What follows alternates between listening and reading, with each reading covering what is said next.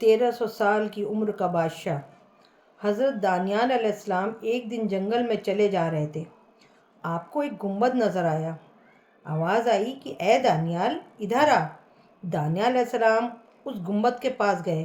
معلوم ہوا کہ کسی مقبرے کا گنبد ہے۔ جب آپ مقبرے کے اندر تشریف لے گئے تو دیکھا بڑی عمارت ہے۔ عمارت کے بیچ ایک عالیشان تخت بچھا ہوا ہے، اس پر ایک بڑی لاش پڑی ہوئی ہے۔ پھر آواز آئی کہ دانیال تخت کے اوپر آؤ۔ آپ اوپر تشریف لے گئے تو ایک لمبی چوڑی تلوار مردے کے پہلو میں رکھی ہوئی نظر آئی۔ اس پر یہ عبارت لکھی ہوئی نظر آئی کہ میں قوم عاد سے ایک بادشاہ ہوں۔ خدا نے 1300 سال کی عمر مجھے عطا فرمائی، 12,000 میں نے شادیاں کیں، 8,000 بیٹے ہوئے، لا تعداد خزانے میرے پاس تھے۔ اس قدر نعمتیں لے کر بھی میرے نفس نے خدا کا شکر نہ کیا بلکہ الٹا کفر کرنا شروع کیا اور خدائی کا دعویٰ کرنے لگا۔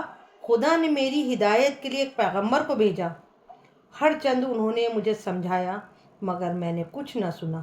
آزما کر وہ پیغمبر مجھے بددعا دے کر چلے گئے۔ حق تعالیٰ نے مجھ پر اور میرے ملک پر قحط مسلط کر دیا۔ جب میرے ملک میں کچھ پیدا نہ ہوا تب میں نے دوسرے ملکوں میں حکم بھیجا کہ ہر ایک قسم کا غلہ اور میوہ میرے ملک میں بھیجا جائے۔ میرے حکم کے مطابق ہر قسم کا غلہ اور میوے میرے ملک میں آنے لگے۔ جس وقت وہ غلہ یا میوہ میرے شہر کی سرحد میں داخل ہوتا فوراً مٹی بن جاتا، وہ ساری محنت بیکار جاتی، کوئی دانہ مجھے نصیب نہ ہوتا۔ اسی طرح 7 دن گزر گئے اور میرے قلعے سے سارے اہالی، موالی، بیویاں، بچے سب بھاگ گئے۔ میں تنہا قلعے میں رہ گیا، سوائے فاقے کے میری کوئی غذا نہ تھی۔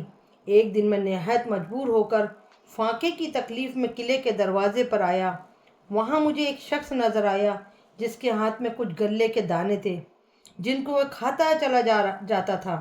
میں نے اس جانے والے کو کہا کہ ایک بڑا برتن بھرا ہوا موتیوں کا مجھ سے لے لو اور یہ اناج کے دانے مجھے دے دو، مگر اس نے نہ سنا اور جلدی سے ان دانوں کو کھا کر میرے سامنے سے چلا گیا۔ انجام یہ ہوا کہ فاقے کی تکلیف سے میں مر گیا۔ یہ میری کہانی ہے۔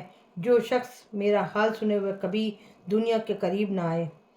تو میں نے یہ کہانی میری پیاری بہنوں اور میرے بھائیوں، میں نے آپ کو ایک کہانی 1300 سال کی عمر کے بادشاہ کی کہانی بتائی ہے، جس سے ہمیں کیا سبق ملتا ہے کہ خدا سے ہر قسم کی نعمت پا کر پھر اس کی ناشکری کرنا انتہائی ناقابت اندیشی انجام کو نہ سوچنا ہے۔ اللہ کی ناشکری سے بھوک، فاقہ، قحط اور مختلف قسم کی بلائیں نازل ہوتی ہیں۔ یہ بھی معلوم ہوا کہ انسان چاہے کتنی بڑی عمر پائے ایک دن اسے مرنا ضرور ہے۔ تو اس لیے ہمیں اللہ کی نعمتوں کا شکر ادا کرنا چاہیے اور ہر وقت اس سے دعائے خیر مانگنا چاہیے۔